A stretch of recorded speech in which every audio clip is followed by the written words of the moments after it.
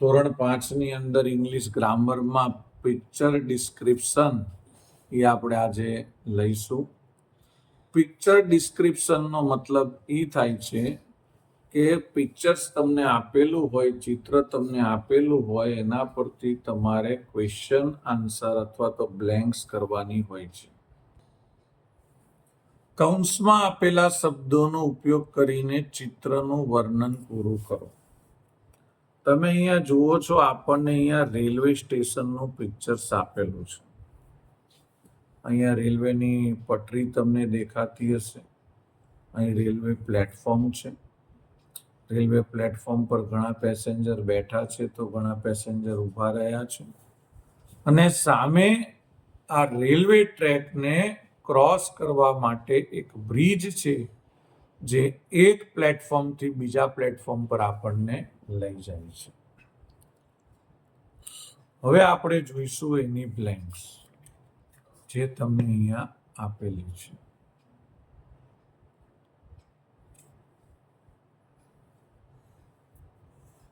This is a blank. હવે આ શું છે તમે નક્કી કરો. તો આ રેલવે સ્ટેશન છે તો આપણે અહીંયા લખી દેવાનું railway station. This is a railway station. આ રેલવે સ્ટેશન છે. There are many blank on the platform. Many એટલે ઘણા બધા શું હોય? પેસેન્જર્સ હોય. તો આપણે લખી દઈશું પેસેન્જર્સ. મિત્રો બહુ ધ્યાન રાખવાનું છે અને આપણે સેટ કરવાનું છે. They are waiting for the. They are waiting for the blank. તો એ શેના વેઇટિંગ કરતા હતા? તો કે ટ્રેનનું વેઇટ કરે છે. તો આપણે અહીંયા લખી દઈશું train. There is a blank on the platform. હવે પ્લેટફોર્મ પર શું હોય? તો હવે બે વસ્તુ બાકી રહી છે, ઇન્ક્વાયરી કાઉન્ટર અને ટિકિટ વિન્ડો. આપણે અહીંયા લઈ લઈશું there is an blank too. તો તમે ગમે તે લખી શકો. જો અહીંયા ટિકિટ વિન્ડો લખશો તો અહીંયા ઇન્ક્વાયરી કાઉન્ટર લખવાનું, ને અહીંયા ઇન્ક્વાયરી કાઉન્ટર લખશો તો અહીંયા ટિકિટ વિન્ડો લખવાનું. તો આપણે અહીંયા લખીશું ઇન્ક્વાયરી કાઉન્ટર અને અહીંયા લખીશું ટિકિટ વિન્ડો. અહીંયા આપણી બ્લેન્ક પૂરી થઈ. પણ આદિત્યભાઈએ બહુ સરસ રજૂઆત કરી કે સર આ બંનેમાંથી ગમે તે ઉપર નીચે આવી શકે. વાત સાચી. પણ એન આર્ટિકલ જોડે ટી વાળો સ્પેલિંગ ના આવે, એન આર્ટિકલ જોડે આઈ વાળો સ્પેલિંગ આવે તો આપણે આ સ્પેલિંગ નીચે લખીશું અને આ સ્પેલિંગ ઉપર લખીશું. આમ તો ગમે તે લખી શકાય, પણ આર્ટિકલ આપ્યો છે તો એન આર્ટિકલ જોડે વોવેલ્સ વાળો સ્પેલિંગ આવશે. તો આપણે ઇરેઝ કરી દઈશું પેલા. તો આપણે ફેરફાર કરી દીધા. ઇન્ક્વાયરી જે કાઉન્ટર છે એ એન જોડે લખ્યું છે અને એ જોડે ટિકિટ વિન્ડો. હવે આનું આપણે આખું ગુજરાતી કરીશું. This is A railway station. આ રેલવે સ્ટેશન છે. There are many passengers on the platform. Platform પર ઘણા બધા પેસેન્જર એટલે મુસાફરો છે. They are waiting for the train. તેઓ ટ્રેનની રાહ જોઈ રહ્યા છે. There is a ticket window on the platform. Platform પર ટિકિટ વિન્ડો છે એટલે કે ટિકિટ બારી છે. There is an inquiry counter too.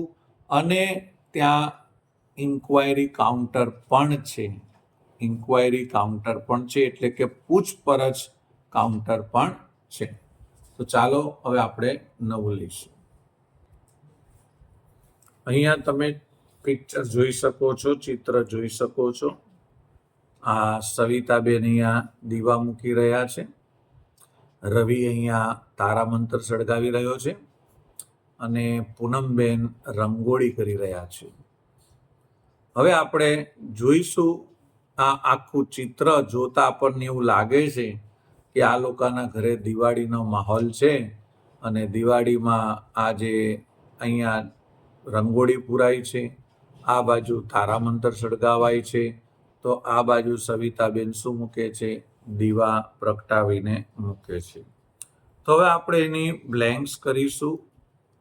અહીંયા લખેલું છે એ પ્રમાણે, this is A picture of blank. તો આ પિક્ચર શેનું છે તમને ખબર પડી જવી પડે. દિવાળી સેલિબ્રેશન. તો આપણે અહીંયા લખીશું દિવાળી સેલિબ્રેશન.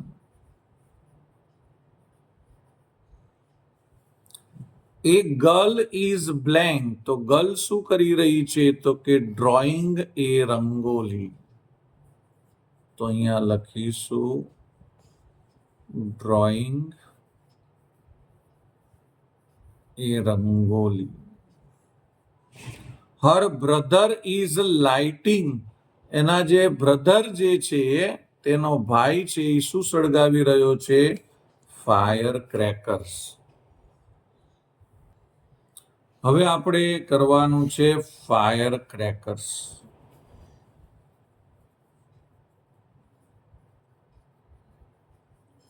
કારણ કે લાઇટિંગ છે અને શું સળગાવી રહ્યો છે? શું ફોડી રહ્યો છે? Fire crackers. હર મધર એટલે કે તેની માતા is decorating the house with. શેના વડે પોતે હાઉસને કરે છે ડેકોરેટ? અર્થન લેમ્પ એટલે માટીના દીવા વડે.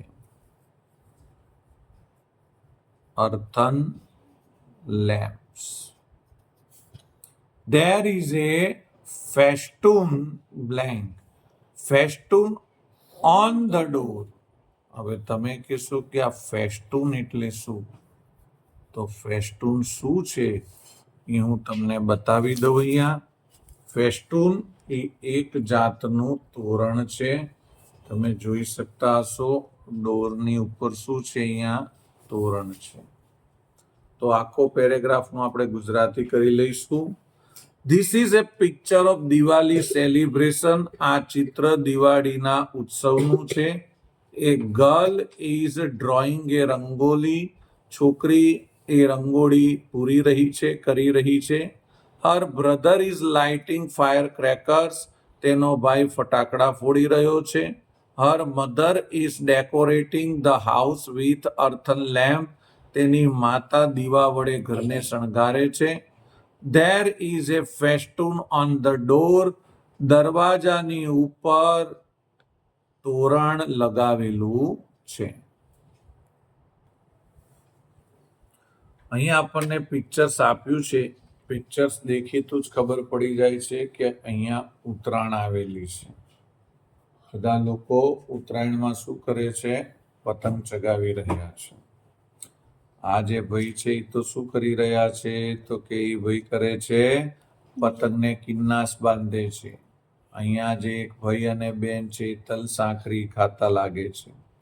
આ ભાઈ બેન છે એ પતંગ ચગાવે છે. ભાઈ પતંગ ચગાવે છે અને બેન જે છે એ ફિરકી પકડે છે અને બધી જગ્યાએ ઉત્તરાયણનો ઉલ્લાસ છે. ચિત્ર જોતા આપણને પણ આપણો ઉત્તરાયણનો તહેવાર યાદ આવી જાય. અમુક તહેવારો એવા હોય કે જે તહેવાર પત્યા પછી યાદ છોડીને જાય છે. ચલો તો આપણે હવે ઉત્તરાયણ વિશે કરીશું. આપણી સામે આદિત્યભાઈ બેઠા છે, એ પણ થોડાક આપણને સહકાર આપશે. This is A picture of Uttarayan. પછી શું લખીશું? The festival of kites. Very good. અહીંયા લખીશું the festival of kites. There are blank on the rooftops and terrace. Women and children. Yes, women and children. હવે આ થોડુંક મને ઓછું સેટ થતું લાગે છે. તે છતાં હજી એકવાર જોઈ લે. એન્જોયિંગ કલરફુલ કાઇટ્સ પણ ના આવે. ઓન ધ રૂફટોપ ને ટેરેસ એટલે ઈ જ લખવું પડશે આપણે. Women and children. They are blank. They are blank તો આપણે શું લખીશું? ધે એટલે તેઓ શું કરી રહ્યા છે? એન્જોયિંગ, મજા માણી રહ્યા છે. અને સાહેબ તહેવાર છે ને મજા કરવા માટે જ હોય, રીસાઈને ખૂણામાં બેસી રહેવા માટે ના હોય. The sky is full of blank. kites. No, colourful kites. આખું આકાશ છે એ કલરફુલ કાઇટ્સ થી ભરેલું છે. Of different sizes and shapes. Everybody is blank the festival. તો everybody flying. Flying kites.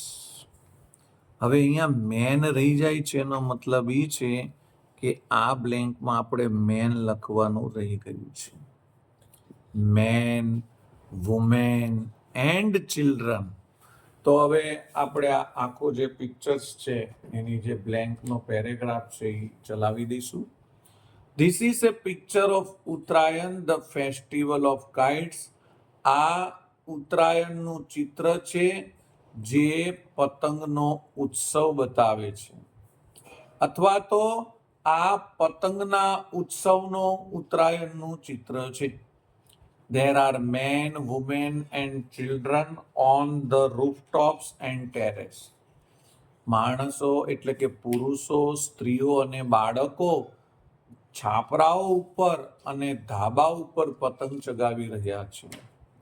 They are enjoying. તેઓ મજા માણી રહ્યા છે, આનંદ કરી રહ્યા છે. The sky is full of colorful kites. આકાશ આખું રંગબેરંગી પતંગોથી ભરાયેલું છે. ઓફ ડિફરન્ટ સાઇઝ, અલગ અલગ સાઇઝની. એન્ડ શેપ્સ એટલે કે આકાર. Everybody is flying kites the festival. દરેક લોકો પતંગો ચગાવી રહ્યા છે આ ઉત્સવમાં. અથવા એવરીબડી ઇઝ ફ્લાઇંગ કાઇટ્સ એટલે કે દરેક લોકો પતંગ ચગાવીને ઉત્સવ માણી રહ્યા છે. તો આજે પહેલા ભાગમાં આપણે આટલું રાખીશું. આની અંદર આપણે જોયું છે કે પિક્ચર્સ ઉપરથી આપણે બ્લેન્ક ફિલઅપ કરવાની છે, પણ બીજા ભાગમાં આપણે બ્લેન્ક ફિલઅપ કરવાની નહીં રહે. પિક્ચર્સ ઉપરથી આપણી જાતે સેન્ટેન્સ બનાવવાના રહેશે. બાય.